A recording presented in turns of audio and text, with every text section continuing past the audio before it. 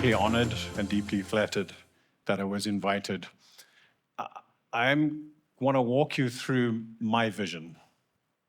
These are not corporate, NetApp corporate slides. We might have a few logos on here and there, so it gets past legal.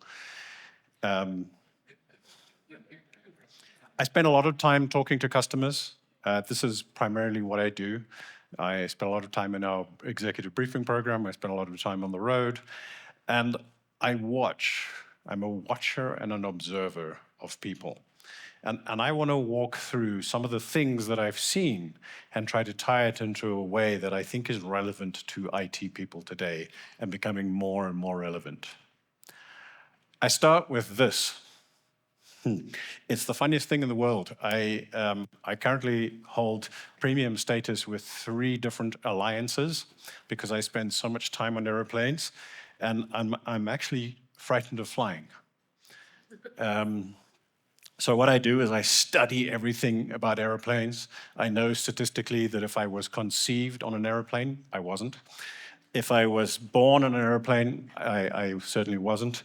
If I spent my entire life on aircraft, I would be in my 70s before the airplane I was on might be involved in a near miss for which I probably wouldn't even know about. And this helps. This knowledge, this learning things helps me with my flying. And that brought me to this beautiful beast here. This is the Airbus A350. It's a marvel of modern engineering, because you might know that aircraft are actually pretty simple things, because simple is safe and simple stays in the air and simple doesn't crash when Windows needs a reboot. And I'm a Mac guy, sorry. And when the A350 was being built and was being put together, the engineers at Airbus said, let's, I'm going to use a technical term here, let's censor up the crap out of this thing. Let's put as many sensors on it as we possibly can. Let's censor what happens with the landing gear, with the wings, with the laminar flow across the wings, with the slats, with the flaps, with the tails, with the temperature conditions, with what is happening with every single aspect, fuel flows, fuel flow left, fuel flow right. Let's monitor every single aspect of what's going on in this airplane. And that brings us to a really interesting thing, because around the time the A350 came out, Europe was launching GDPR, which is a data privacy law. Right? It's a rule around what you can and can't share. So this airplane, let's say it takes off in Amsterdam and it lands in Cape Town. It's got 350 passengers on it, half of which are European Union citizens. It's being flown by KLM. It was built by Airbus. It's gone over multiple territories on its way. Who has the rights to that data? Who has the rights to the data about the flight that I might have been on? Does KLM own it because it's their aircraft? Does Rolls-Royce own it because they built the engines? Whose data is it? And the real thing here, the real surprise, is actually what was happening was this. Now, this is a story I read about, and then I casually presented it to an audience. And the Rolls-Royce engineers were in the audience, and they came and they confirmed that this is true. They might have been kind. But the story of the Rolls-Royce engines, when you buy a Boeing 787, you choose what engines you want. When you buy a Boeing 747, well, you can't now, but you choose what engines you want, et cetera, et cetera, et cetera. That's always been the way. With the A350, you're getting a particular engine from Rolls-Royce, and that's your choice. And they designed it like that for airframe efficiency, for being able to have better maintenance, and so on and so forth. But they also have 2,500 sensors that are monitoring everything taking place. Coincidentally, a group of young interns was hired at Rolls-Royce in Bristol, and they were given a project. Like, annoying interns, what do we do with them? Give them a project. And these interns came up with this idea that we could build a digital twin. What happens if we could monitor and collate that information and start to use some intelligence around it? Did you know that a kilogram saved on an aircraft, on a modern airliner, over the life of the operation of that aircraft will save its operator approximately $1 million? 1 kilogram over the life of the aircraft. A major inspection on an engine like this is measured in weeks. Weeks that the aircraft is not in the air. Weeks that the aircraft is not being productive and giving you value. What if we could reduce that time just by 1%? What if we could do it by 5%? And for that, they said, how about we build this project? We take all the data and we take all the parameters and we build a digital twin of every single engine.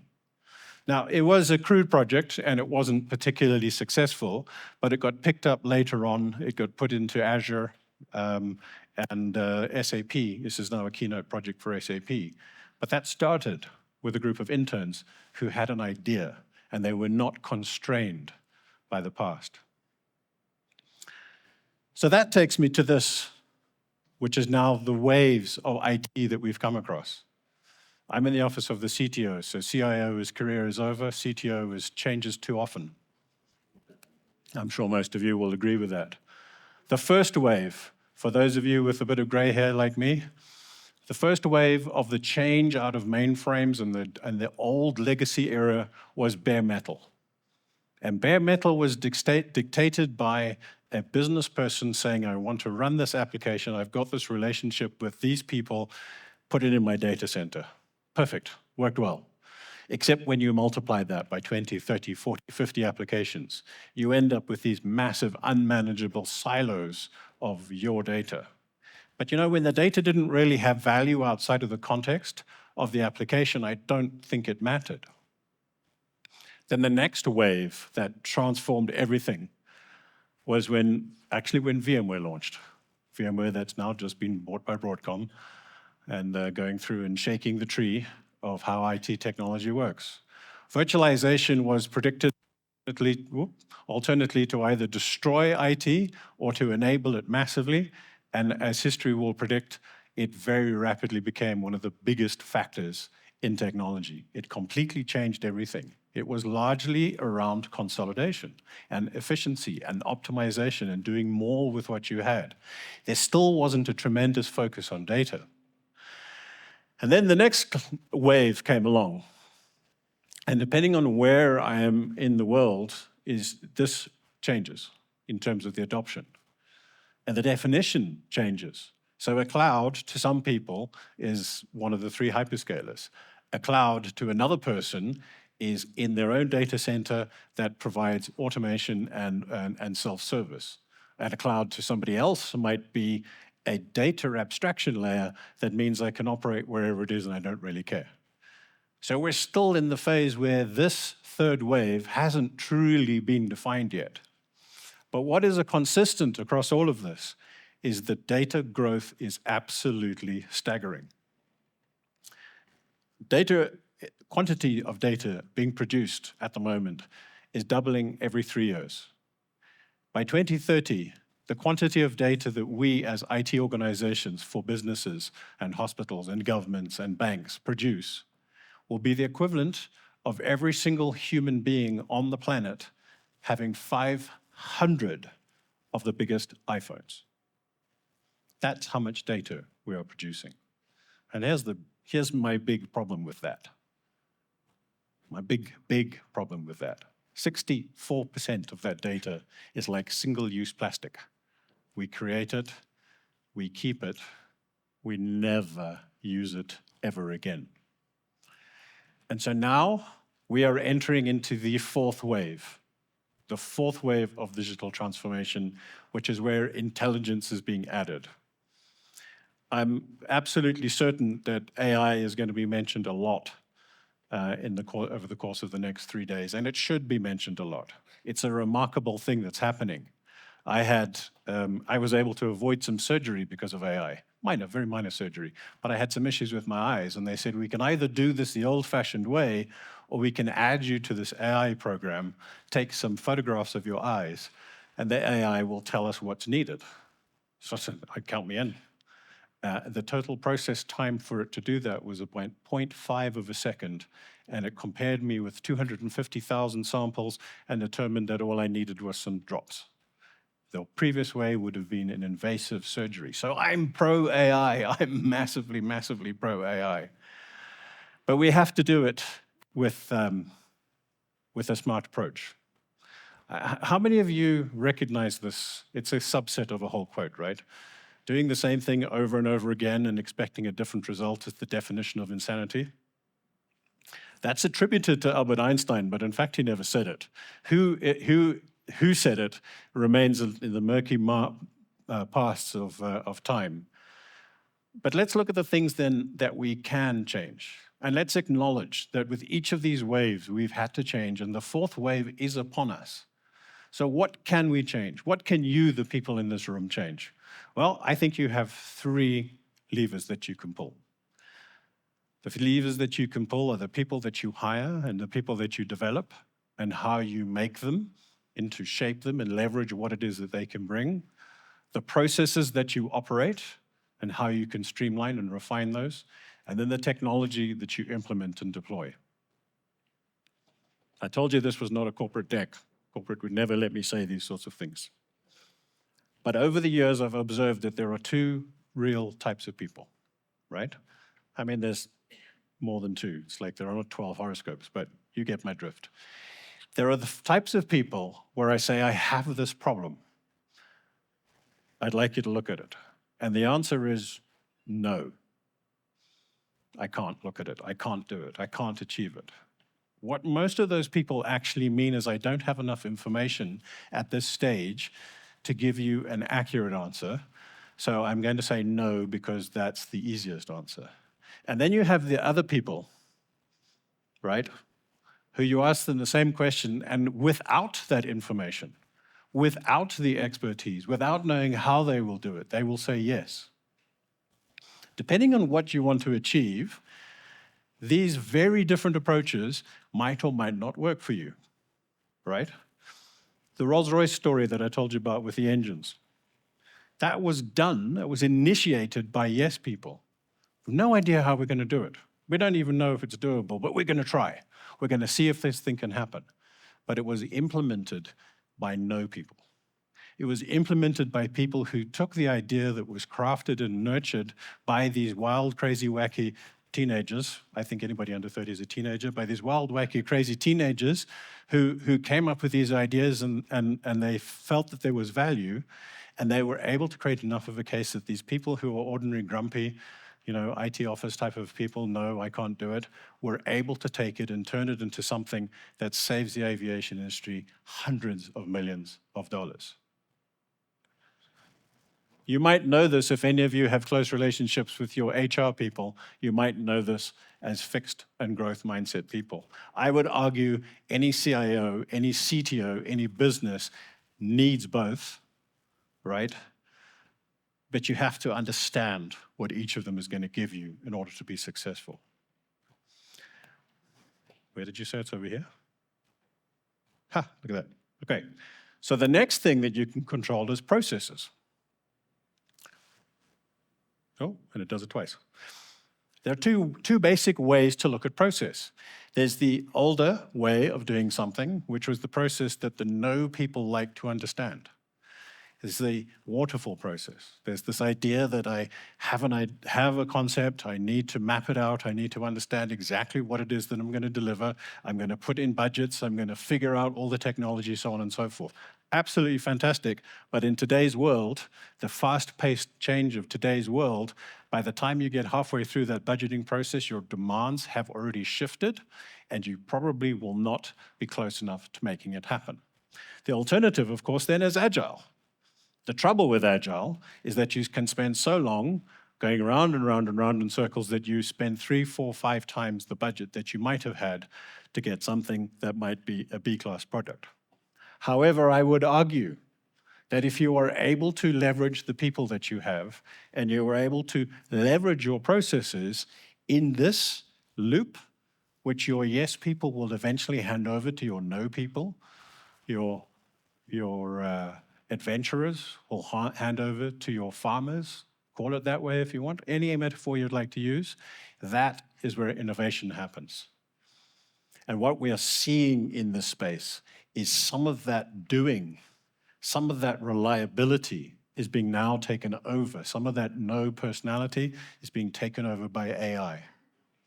Take example, the idea of transitioning from one type of code base to another type of code base. You're not making any technical or feature function improvements. You're just switching from one programming language to another. You tell me any developer who wants to do that. It's the shittiest work out because you're not getting anything from it other than rewriting code from one to another. AI can do that for you, and I can do that for you very, very quickly. And so it can focus up innovation cycles where you are rapidly trying and rapidly ideating to get to the point where you're able to make a huge amount of difference. And then the third aspect of this is technology. The things I've got on the screen here are table stakes, right? I would imagine your CTOs are having these conversations. I would imagine that they're making purchasing decisions on things being secure. What interesting times we live in, eh? What absolutely interesting times we live in. The Dutch, the country I live in, the Netherlands. Traditionally and always a pragmatic, welcoming, host nation, love everybody, recently swung far right. France, generally liberal. Recently, Marine Le Pen won the first round of elections. Fortunately, she was defeated in the second round. France momentarily swung far right. Britain, for how many years, how many election cycles, had a deeply conservative government, now just swung far left in the greatest defeat of the Conservative Party since the 19th century. We live in absolutely interesting times, and the thing we have to be super careful of in these times, particularly in a digital world, is our product can be stolen out from under us, or code injections can be made in to make it useless. So all of our products, everything we do in a digital world, I believe, first and foremost, needs to be secure. It needs to be secure at the storage, at the compute, at the network, at the user interface. Every single aspect of it needs to be.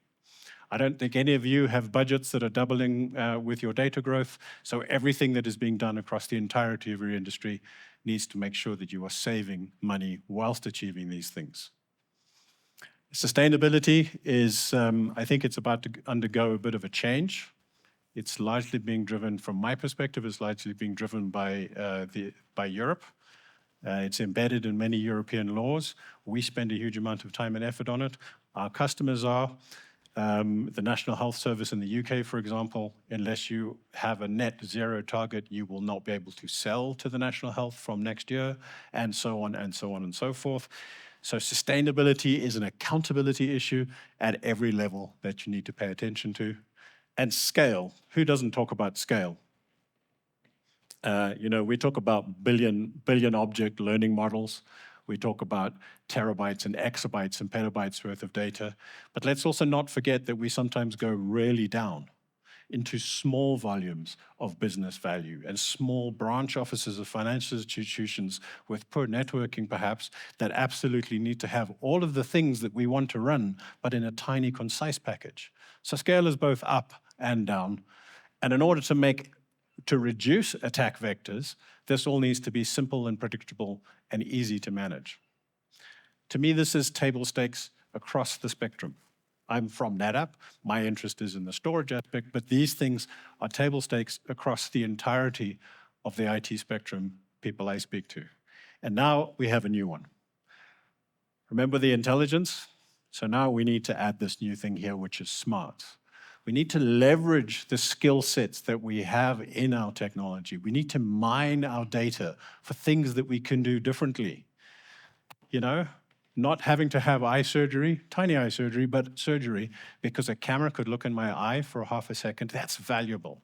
What about if I can look at that airplane engine and tell you that we can actually safely extend the maintenance cycles by another 3 months? And over the lifetime of that aircraft, save the carriers $100 million. How is that for value? What happens if we can, predict credit card fraud as it's happening? What happens if we can, all these things? But for that, we need data. And for that, those table stakes need to be there, and we need to build the intelligence. And I'm seeing it happening every day, all day, every day. And I'm very happy. I didn't want to drop this into an AI discussion, but I'm very happy to finish this conversation with anybody who wants it, because that thing's gone red and it's about to start yelling at me. So, if I leave you with one thing, I hope it actually ties in with the earlier session. Your job as a CIO is to actually enable more yes in your organization, but to do it responsibly. So that's me. Hope it was useful. I'll see you on the stage tomorrow where I will use a corporate deck and I will be a bit more formal. And you can tell me which you prefer. Thank you, guys.